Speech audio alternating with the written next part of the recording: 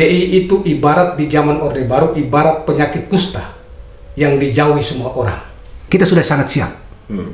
Bagaimana menjawab momentum politik ke depan? Karena saya lihat Golkar ini kan sekarang sudah mulai rilis nama-nama yang akan disurvei kan. PDI Perjuangan sendiri seperti apa?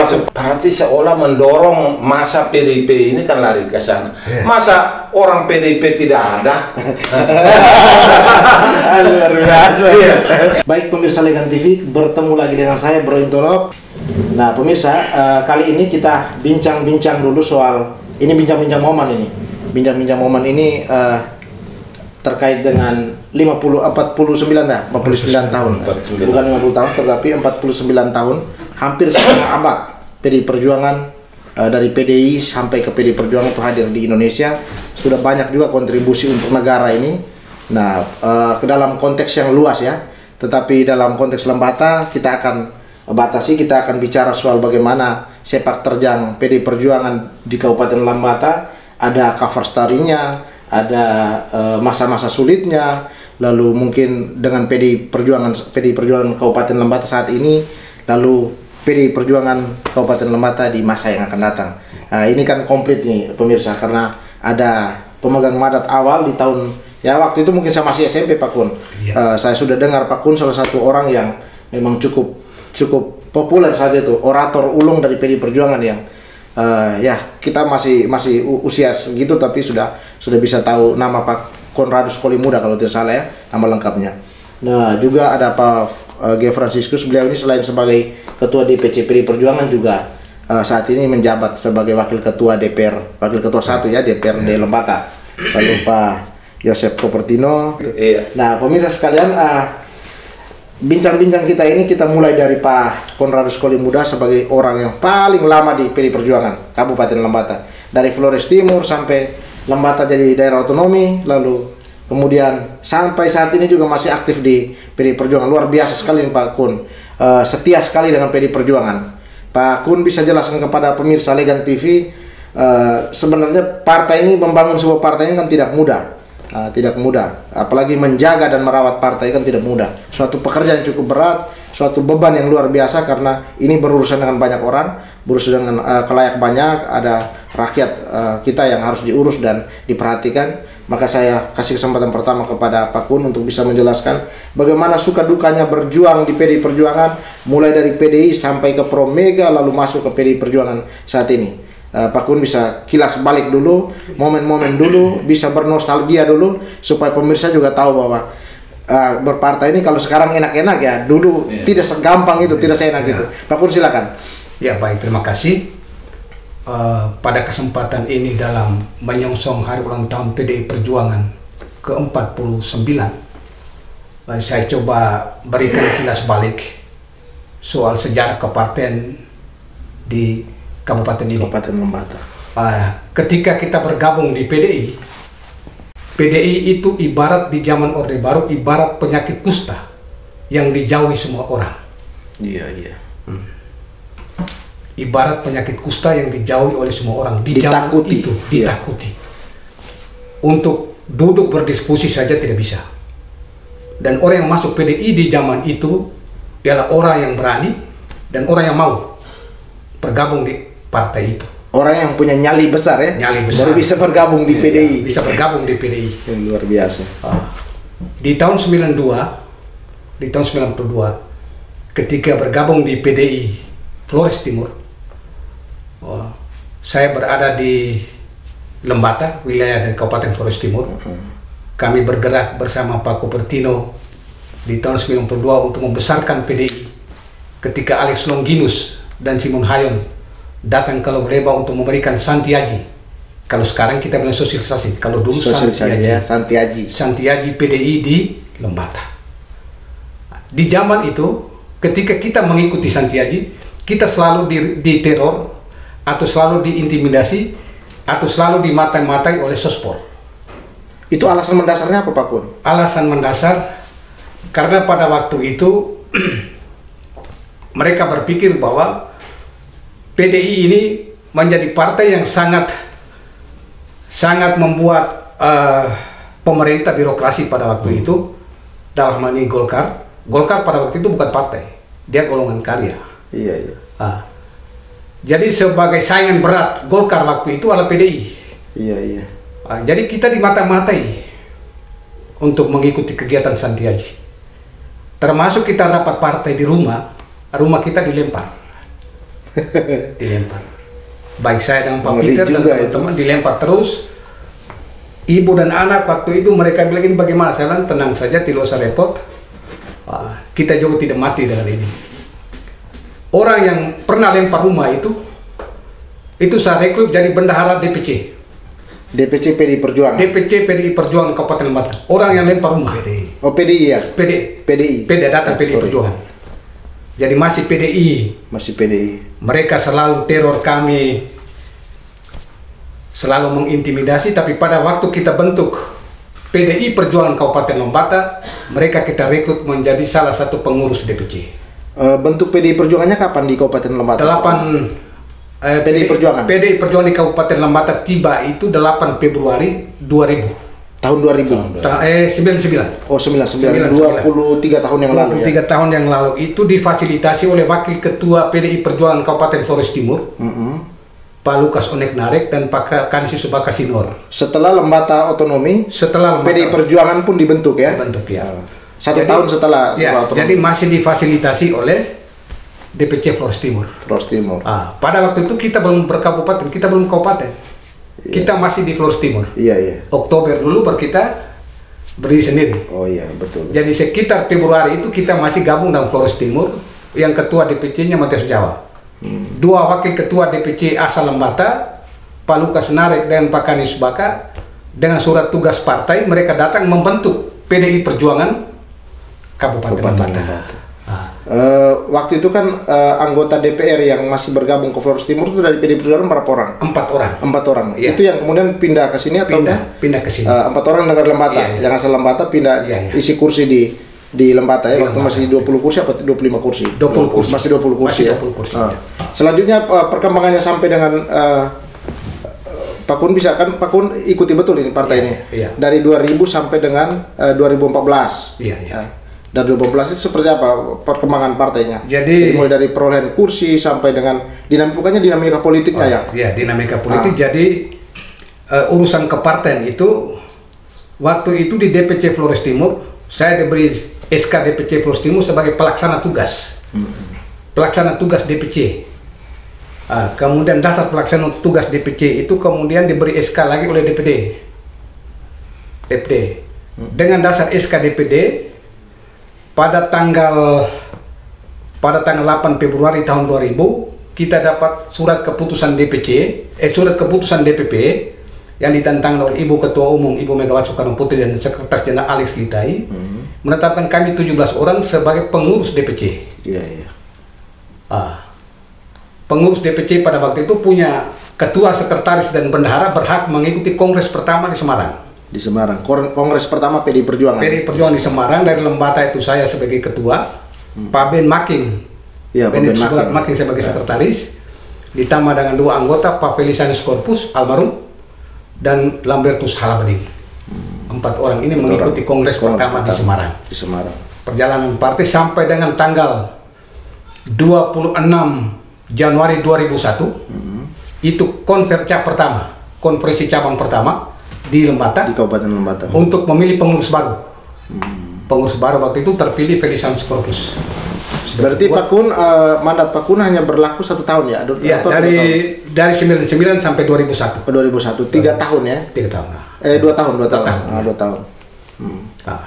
Pak Kun masih berada di partai dari 2001 sampai dengan sekarang atau bagaimana ceritanya? Pak Kun? Di 2001 Pak Corpus sebagai ketua, saya sebagai salah satu wakil ketua. Ketika Pak Corpus ketua dan Pak Sintu sebagai sekretaris. Pak Kun ditempatkan jadi salah satu wakil ketua. Konvercap yang kedua, itu terjadi pergantian ketua dari Pak Corpus ke Pak Pius Namang. Dan sekretaris itu di tahun berapa itu? Di tahun 2005. 2010 Pak Pius ketua, Pak Yohakim Mobaran sekretaris, saya termasuk salah satu wakil ketua. Setelah Pak Pius Namang ada Setelah Pak Pius Namang, Pak Sintus Timbang Morin ketua, ya, Pak Fernandes Koda sebagai sekretaris. Saya tidak masuk di dalam kepengurusan itu. pengurusan itu. Iya. 2015 ya, kalau tidak 2014 ya. Iya, iya. 2014 2019 itu ada Pak Ferdi ya. Pak Ferdi Koda, lalu ada perubahan lagi, transisi lagi kembali ke Pak Sintus ya kalau nggak salah. Nah, Pak Kopertino juga cukup lama di partai ini. Cerita Pak Kun ini kan sebenarnya kita bisa menarik bahwa ada satu hal yang menarik bahwa orang-orang seperti Pak Kun, Pak Kopertino itu orang-orang yang cukup setia di PD Perjuangan dari masa-masa sulit sampai dengan saat ini masih jadi pengurus DPC PD Perjuangan. Bisa berikan komentarnya soal itu? Iya, dan terima kasih ya. Berbicara hidup di partai, ada dua hal yang paling penting. Yang pertama adalah komitmen. Dengan komitmen tentu kita bisa menyesuaikan diri pada organisasi. Komitmen saja tidak cukup, tapi kita harus berkarya, bekerja sungguh-sungguh untuk partai ini. Bukan tujuan saya berpartai untuk saya dapat apa dari partai. Tujuan besar ialah bagaimana kita merebut kekuasaan. Tujuan besar itu tujuan partai politik, memperbanyak kursi di dewan lalu merebut kuasa di tingkat eksekutif. Untuk apa? Untuk memiliki program-program yang menyentuh kehidupan masyarakat. Bicara saya di partai, usia mungkin sama Pak Kun ya. Sama dari PDI ke PDI Perjuangan. Banyak suka duka yang kami alami sepanjang kami bersama, seperti yang dikisahkan Pak Kun. Kami dua satu sekolah. Di sekolah kami selalu diintimidasi di PGRI.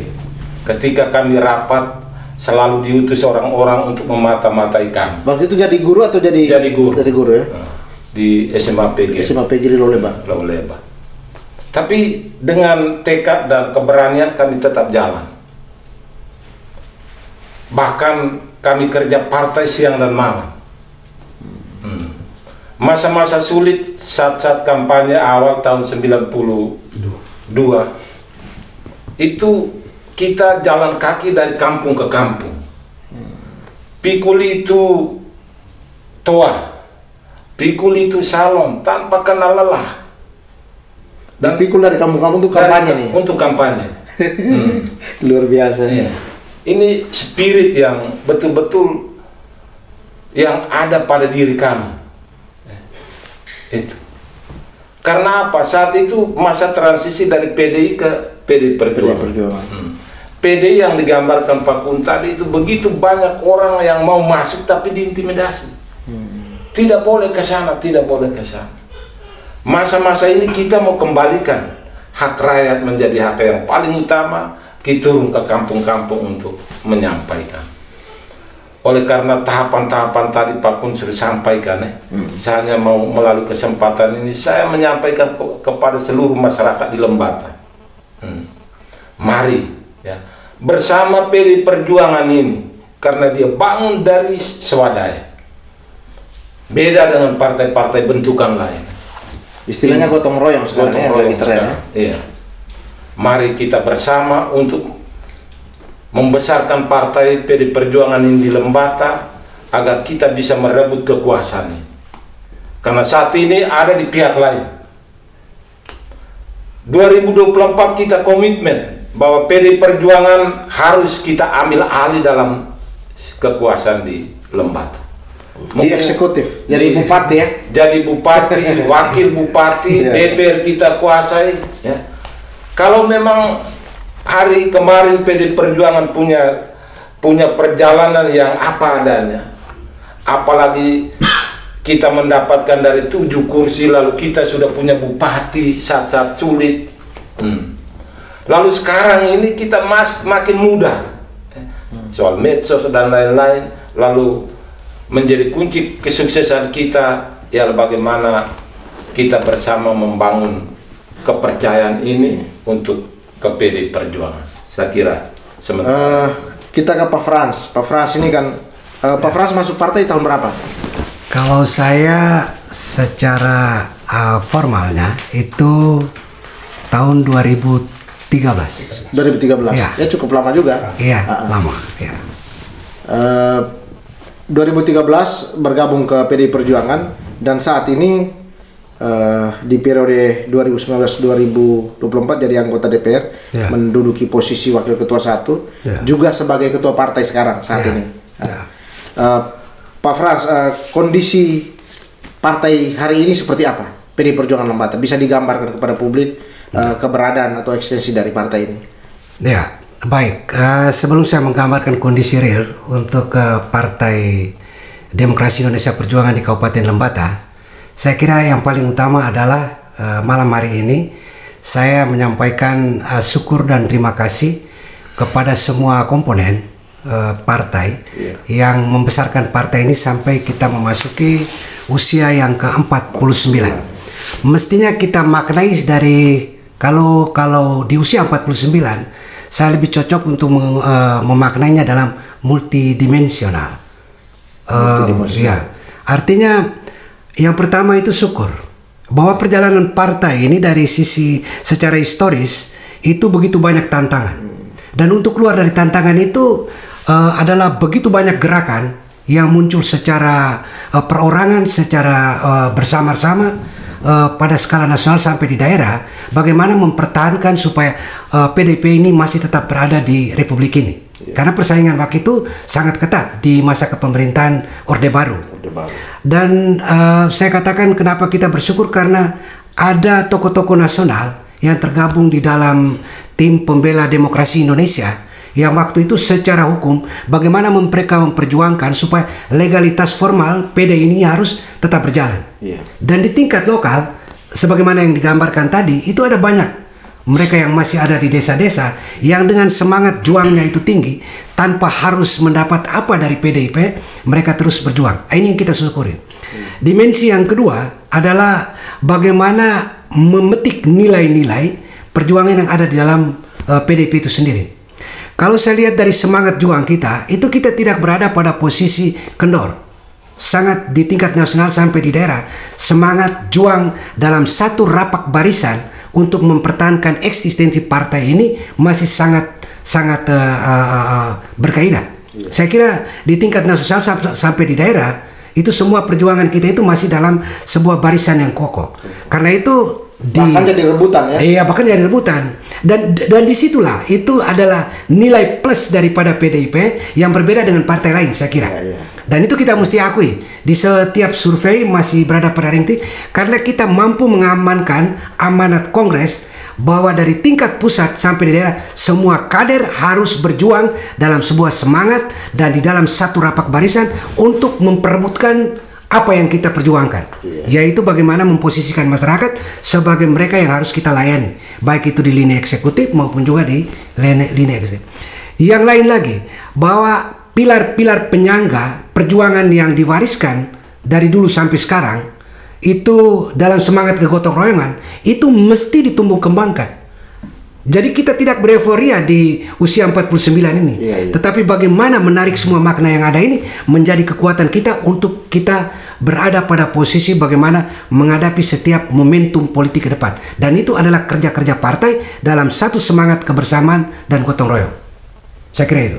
Kondisi partai hari ini bagaimana dengan misalnya setelah ada gambaran-gambaran dari Pak Kun, dari Pak Kopertino, lalu kembali ke Pak Frans tadi juga ada penegasan-penegasan ke depan hari ini kondisinya seperti apa partai, kondisi partai mungkin mesin partai atau apa bisa dijelaskan, lalu juga dengan menghadapi beberapa momentum politik ke depan, ada misalnya pemilu dan pilkada, itu seperti apa?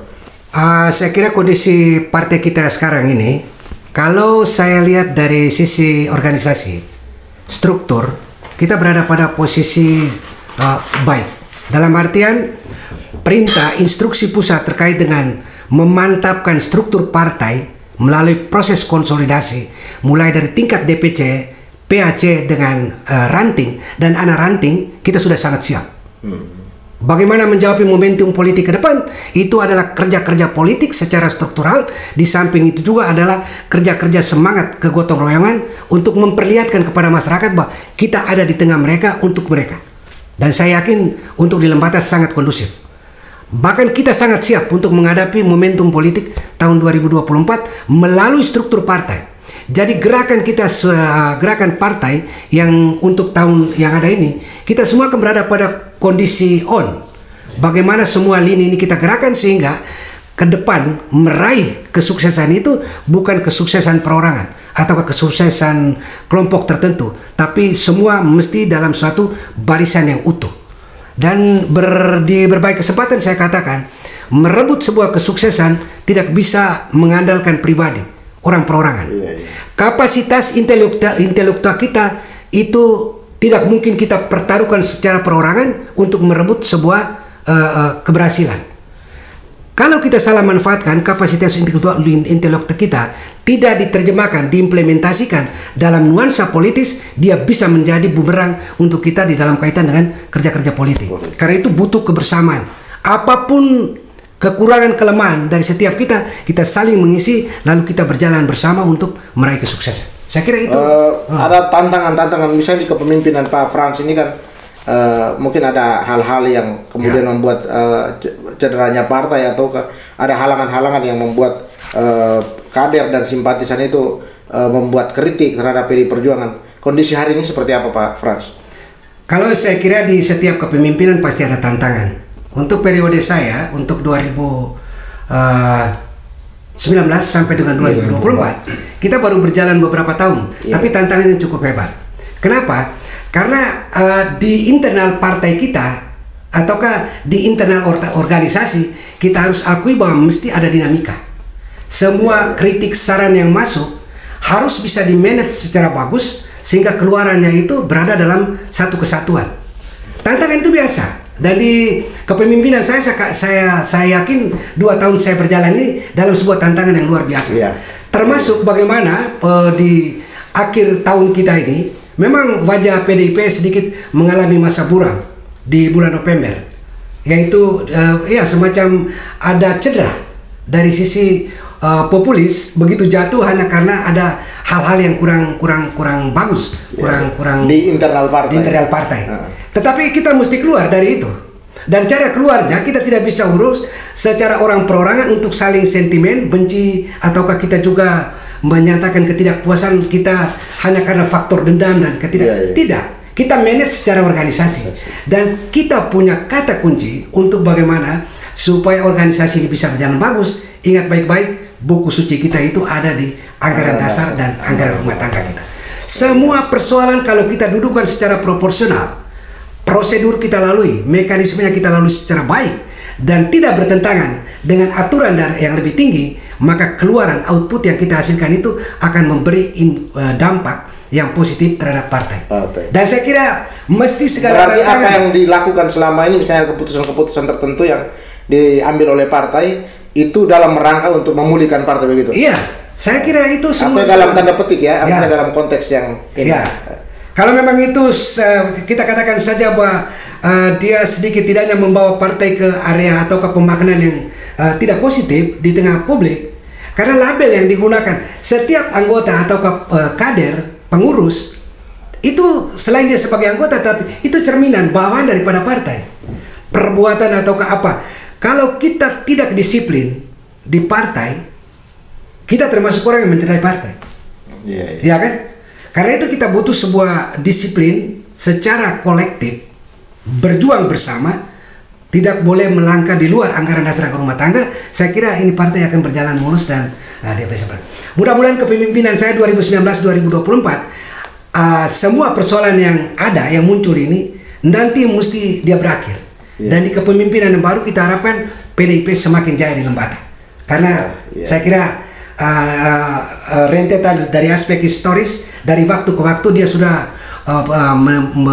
semua tantangan dia sudah hadapi dengan bagus. Sudah sangat dewasa kita harapkan seperti yang disampaikan oleh salah seorang pengurus yang sudah cukup lama, Pak Kun dengan Pak Kopertino tadi, momentum 2024 itu adalah kesempatan kita untuk bagaimana kita berjuang untuk bisa merebut kekuasaan yang ada, tapi mesti dengan cara-cara yang legal dan konstitusional. Tidak perlu saling mencederai antar partai, karena pada akhirnya kepemimpinan yang kita ambil itu bukan bertujuan untuk bereforia, tetapi untuk kepentingan rakyat. Saya kira gitu. Pak Kun, setelah ada gambaran dari Pak Frans ini soal kondisi partai hari ini, pandangan Pak Kun ke depan seperti apa? PDI Perjuangan harus seperti ini, harus seperti ini. Kira-kira seperti apa Pak Kun punya pandangan terhadap partai ini agar dia tetap eksis? Apalagi sebentar lagi ada momentum pemilu, ada momentum pilkada. Silakan Pak Kun. Ya, jadi perjalanan partai hari ini adalah akumulasi daripada perjalanan partai hari-hari kemarin.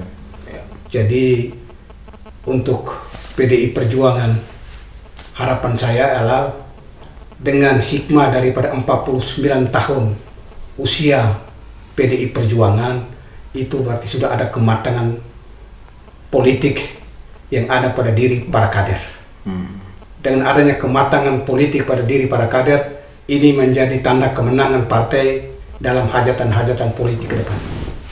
Karena sudah matang berpolitik. Dengan matang berpolitik berarti strategi-strategi politik kan sudah bisa dialami. Karena di politik dinamika itu biasa saja terjadi. Dan bagaimana dianggap biasa saja karena itu dinamika ya. Dan bagaimana menyelesaikan dinamika itu dengan apa yang dikatakan Pak Ketua dengan buku suci anggaran dasar dan anggaran rumah tangga partai. Dan harapan saya terakhir ialah di 2024 PDI Perjuangan akan merebut kekuasaan politik, baik di eksekutif maupun di legislatif. Wah, luar biasa. Dan ini momentum politik di hari ulang tahun ini kita bersepakat untuk bagaimana merebut kekuasaan itu. 2024 harus menang, pemilu juga harus menang ya. Harus menang. Karena survei hari ini juga PDI Perjuangan masih ratingnya masih sangat jauh dengan partai-partai lainnya. Pak Kopertino, 2024 ini jangan-jangan Pak Kopertino mau maju. Kapan seperti apa PDI Perjuangan menghadapi momentum politik yang ada? Iya, saya memiliki satu obsesi dari riwayat sejarah dan apa yang digambarkan Pak Ketua dari sisi manajemen organisasi dan pandangan politik ke depan yang diurai nanti dalam program. Saya memiliki satu obsesi bahwa kita menjadikan partai ini milik rakyat untuk memudahkan kita. Kepemimpinan ini harus terus berkelanjutan di tangan PDI Perjuangan. Artinya bahwa siapapun yang maju di pileg maupun pilkada itu pasti dimenangkan oleh PDI Perjuangan. Itu pasti. Karena PDIP itu telah merayat. Siapapun dia yang maju pasti akan menang saja, karena kekuatan real kita itu ada di akar rumput. Untuk itu struktur yang disampaikan Pak Ketua tadi, bahwa kita sudah mulai dengan konsolidasi sampai ke tingkat anak ranting, dan itu adalah kekuatan dasar. Kekuatannya di struktur. Kekuatannya ada di struktur dan menjadi kekuatan yang paling dasar. Siapapun dia yang datang untuk menawarkan soal janji-janji di partai lain seperti ini, pasti dia tetap komitmen dengan PDI Perjuangan. Kita ambil contoh di kota Solo, kekuatannya itu ada di partai. Di Kediri, kekuatannya itu ada di partai. Siapapun dia yang maju, dia pasti akan gol. Dan itu jauh-jauh sebelumnya mereka sudah berhitung. Kita PDIP dari 40 kursi di Solo, kita bisa mencapai 38, 35 kursi atau 29 kursi, itu karena kekuatannya itu ada di partai. Lembata sendiri bagaimana? Kalau Lembata dalam posisi yang sekarang ini, kita mau mengarah ke sana. Ini kerja-kerja besar ke depan, minimal lagi 3 tahun, 2 tahun. 2 tahun ini betul-betul dalam peristiwa ulang tahun PDIP yang ke-49 ini, besok kita akan refleksi, kita sharing ya. Di momen besok itu pasti banyak hal yang kita mau buat untuk di Lembata ini. Maka saya yakin air mata yang jatuh di awal perjuangan ya, untuk kita nanti akan memetik hasil, dan saat ini kita sedang rasakan. Dan di 2024 itu kita akan menangis dan air mata kebahagiaan. Bah, inilah kerja kita selama ini. Saya kira itu. Ini yang terakhir nih. Menarik sebenarnya, diskusinya bisa panjang sekali karena diskusi soal PD Perjuangan ini suatu hal yang bagi saya punya sejarah partai sendiri ya, yang punya sejarah yang unik begitu. Jadi hidup tumbuh di masa-masa Orde Baru, diintimidasi, ditekan, segala macam cara dilakukan untuk mengkerdilkan partai, tapi dia tumbuh makin besar dan terus makin besar. Nah, Pak Frans, ini pertanyaannya cukup dalam. Sejauh mana PDI Perjuangan ini melayani rakyat, khususnya PDI Perjuangan Lembata? Sejauh ini PDI Perjuangan punya pelayanan terhadap rakyat Lembata itu seperti apa? Sejauh mana itu dalam sekian tahun ini? 2000 ya, tahun 2000 sampai dengan 2022. Ini kan cukup usianya hampir sama dengan otonomi ini. Bagaimana peran PDI Perjuangan terhadap pembangunan? Bagaimana peran PDI Perjuangan melayani rakyat sebagai akar rumput yang basis dasar dari partai sendiri seperti apa?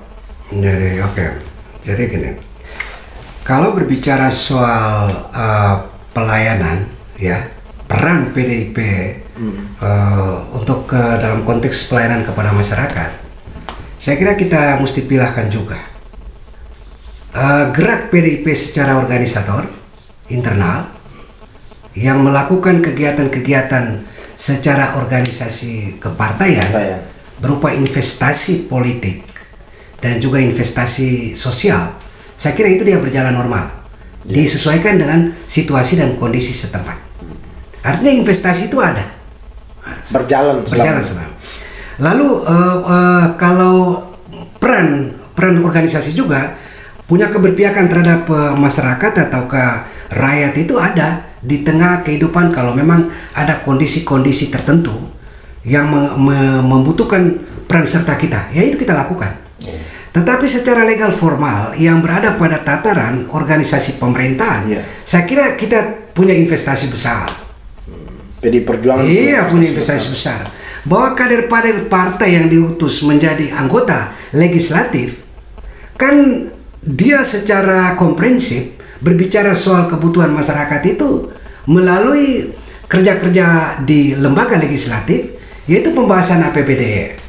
Misalnya saja kalau di APBD itu tekanan kita pada prospek pembangunan infrastruktur, ya kita berargumen, kita memperjuangkan pada zona-zona daerah-daerah mana potensi atau daerah-daerah potensial, bagaimana kita menggerakkan supaya APBD itu berpihak ke jalur itu kita lakukan, dan itu kerja tersistem. Kerja tersistem, walaupun tidak secara spesifik menyatakan bahwa itu adalah perjuangan orang perorangan yang notabene itu adalah anggota legislatif secara peran, tetapi secara kelembagaan itu kita punya peran ada di sana bersama teman yang lain untuk membedah APBD itu. APBD itu dia bisa berjalan pro rakyat atau tidak sangat tergantung pada peran kita yang ada di legislatif. Ya.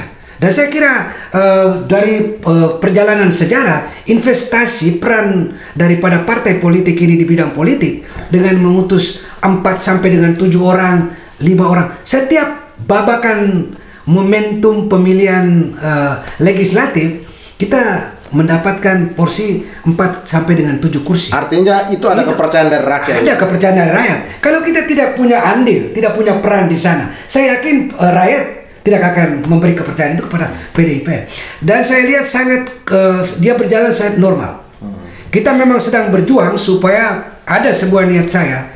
Kalau secara organisasi ini kita sudah bentuk, strukturnya itu matang dan mereka sudah bisa bergerak dalam satu rapat barisan, saya mengendaki supaya 2024 itu kita bisa memperoleh single majority kepemimpinan.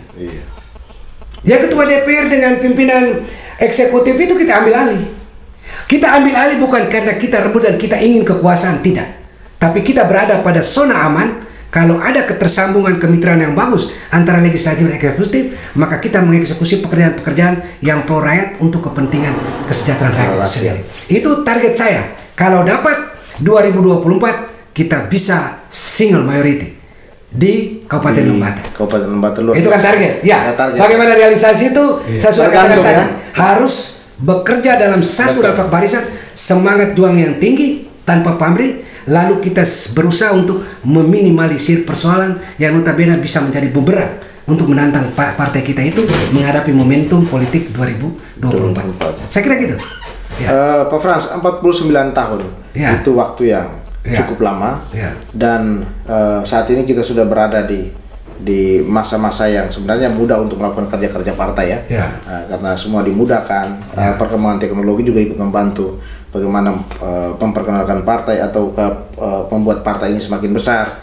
Nah, yang terakhir ini sebenarnya di harapan kita pasti banyak masyarakat juga berharap dengan hari ulang tahun yang ke-49 yang usia yang cukup matang, masyarakat juga pasti punya banyak harapan.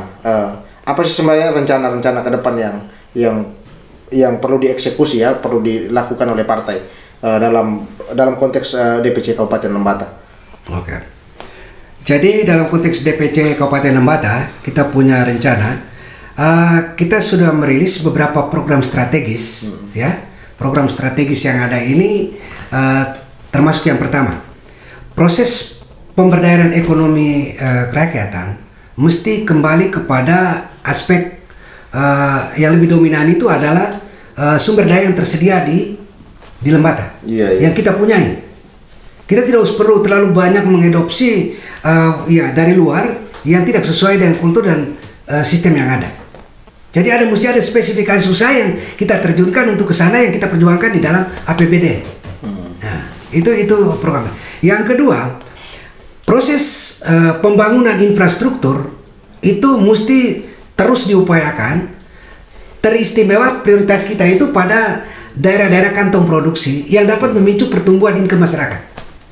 Dan sekarang ini kan sudah mulai ada gerakan. Memang dana PN kita itu 225. Kita harapkan nanti kita kelola dengan bagus, itu sesuai program pemerintah itu untuk kepentingan infrastruktur. Tapi tentu dari APBD dengan jenis bantuan-bantuan dengan dana yang lain itu kita akan prioritaskan untuk itu. Jadi kerja partai kita itu bagaimana kita punya harapan masyarakat itu diterjemahkan di lembaga legislatif, dituangkan dalam program kegiatan untuk dieksekusi, diperjuangkan secara optimal. Iya, secara optimal. Dan itu butuh sinergitas antar anggota fraksi. Jadi kita di sana kan 4 orang. Ketua fraksinya ada. Kalau kita mau supaya itu setelah kita jaring dari masyarakat, kemudian kita majukan dia dalam pokok-pokok pikiran, tentu dengan melihat skala prioritas berdasarkan program kerja pemerintah tahunan. Kita sesuaikan, lalu kita bisa plot itu untuk kepentingan rakyat. 49 tahun, sekali lagi 49 tahun usia PDI Perjuangan ya. Kita batasi dalam konteks Lembata. Pak Kopertino, sudah siapkah untuk merebut kekuasaan 2024 atau pemilu 2024? Sudah siap itu? PDI Perjuangan sudah siap atau belum? Sebelum saya jawab, ada satu hal yang tadi ditanyakan ke Pak Ketua berkaitan dan hal-hal nyata real yang dirasakan masyarakat dari PDI Perjuangan. Kalau saya mau bilang begini, tujuan partai tadi merebut kekuasaan. Kita ambil contoh di negeri ini, Jokowi itu kader militansi PDI Perjuangan. Dibesarkan di Solo, datang gubernur Jakarta sukses, datang presiden. Punya program yang pro rakyat yang dirasakan termasuk orang kita di Lembata ini. Desa-desa di Lembata ini. Baru dalam kepemimpinan PDI Perjuangan dalam diri Jokowi ini ada dana desa. Dan justru itu ada di PDI Perjuangan. Lembata sendiri seperti apa? Kalau Lembata sendiri hampir semua desa, bukan hampir, semua desa itu sudah merasakan manfaat daripada dana alokasi pusat itu. Dan ini menjadi poinnya, bahwa masyarakat harus tahu bahwa menjadi seorang kader partai militan dan merebut kekuasaan ini program-program real seperti ini. Belum CIS, Belum kartu Indonesia Pintar. Semua ini ada program pemerintahan dalam diri Jokowi. Ini adalah PDI Perjuangan dengan program nyata dan nawacita tadi yang diterjemahkan ke dalam butir-butir program yang menyentuh kehidupan masyarakat ya. Masyarakat. Kemudian ini biar masyarakat tahu, ya, biar masyarakat tahu supaya besok lusa jangan ombang-ambing lagi. Ya. Kalau pilih partai, pilih PDI Perjuangan itu sudah cukup. Jangan tolerir kan. Kesiapan pemilu 2024 dan pilkada bagaimana? Karena Pak Kopertino ini saya dengar di PDI Perjuangan ini ahli strateginya PDI Perjuangan. Iya, kita di pemilihan 2024 untuk merebut eksekutif itu pasti ya. Itu tidak mungkin kita tidak jalan, pasti. Sekarang kita sedang merancang ini. Tapi soal strategi tidak bisa kita buka. Oh ya. Tidak bisa. Ya. Ini secara internal. Sudah punya jagoan ini. Ya. Dalam proses ini sedang kita mata-mata.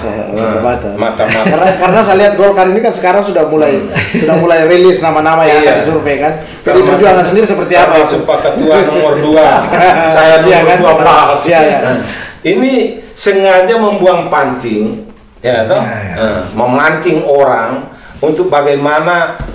Saya dukung Golkar mendukung Pak Frans di calon wakil bupati.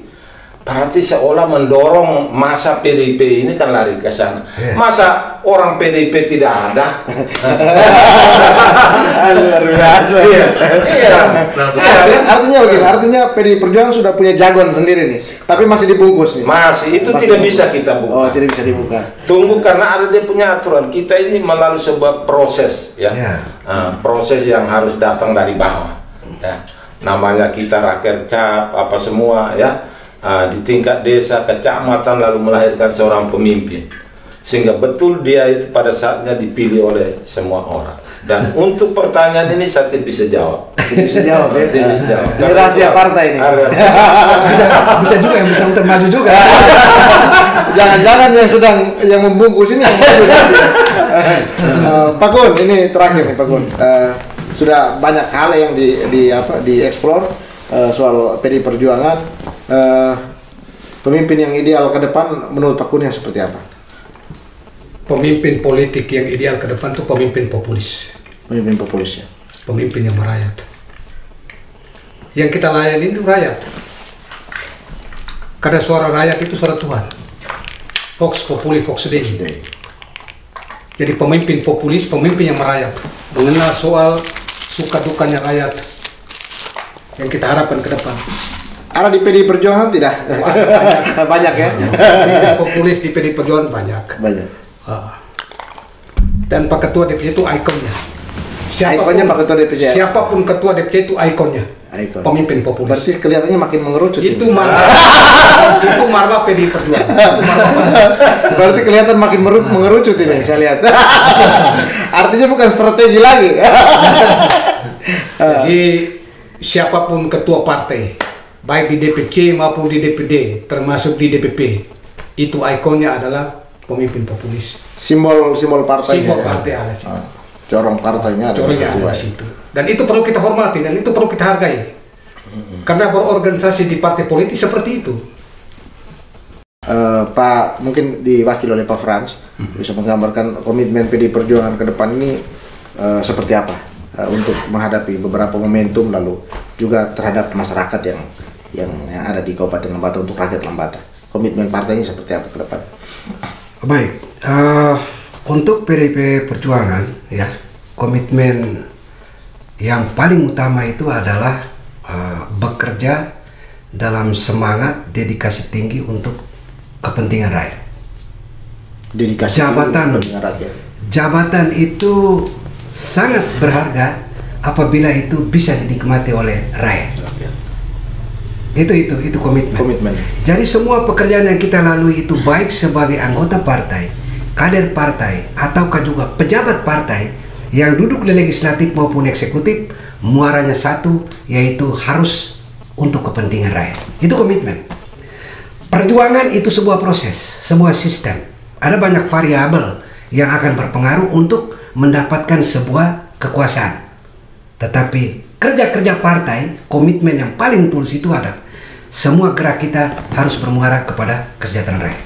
Saya kira itu. Semua pekerjaan partai harus bermuara kepada rakyat. Ya. Luar biasa. Pemirsa, bincang-bincang kita malam ini saya pikir pas ya, Pak Ketua, Ya. DPC, Pak Kun, Ya.